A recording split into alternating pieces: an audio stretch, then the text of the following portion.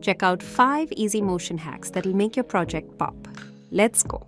The circle text effect. Here's my stock footage.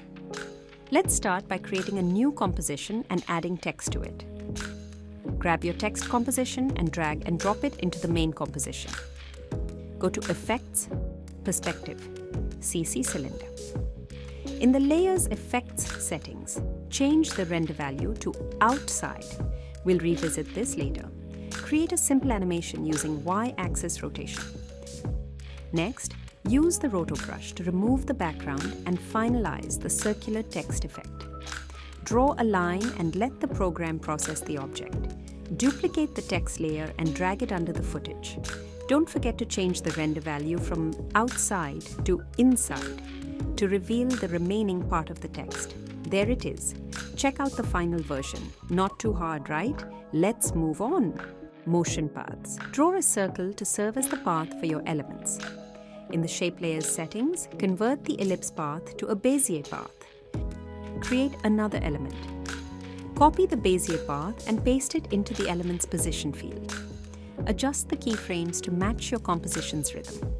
Here's the final clip. Experiment with positions and elements to create stunning graphics. Liquid fill. First, create a rectangle slightly lighter than your background color to cover the text. Apply a track matte to the text layer. Animate the position of the top layer.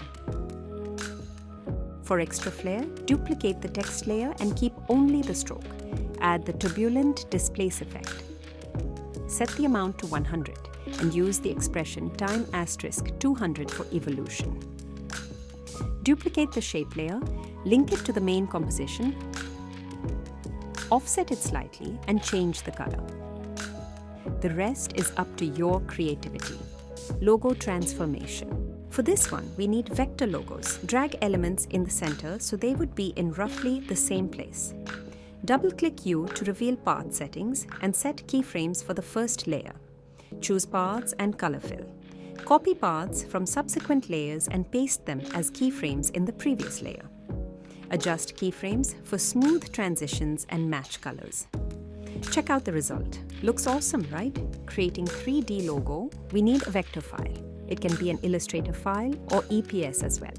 Enable 3D and select Advanced 3D. Right-click the EPS file. Go to Create Shapes from Vector Layer. In Geometry Options, adjust bevel and extrusion depth. Then, in Material Options, decide, will your logo shine or not? Click Group to keep your logo's front, bevel, or side color steady. Add environmental light and a floor for shadows. Final result? Sharp and professional. Which tip was your favorite? Drop it in the comments.